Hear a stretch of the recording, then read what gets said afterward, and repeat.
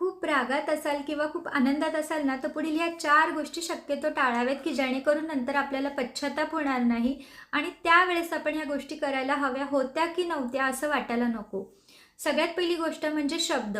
रागात असू दे किंवा आनंदात, शब्द असेच निवडा, की समोरच्या व्यक्तीला त्या शब्दांचा त्रास व्हायला नको किंवा एखाद्याला देताना असा शब्द द्या, की पुढे जाऊन तुमच्याकडून तो पाळला गेला पाहिजे. दुसरी गोष्ट म्हणजे विचार. कुठल्याही व्यक्तीविषयी पटकन असा कुठला विचार मनामध्ये आणू नका. तिसरी गोष्ट म्हणजे कृती.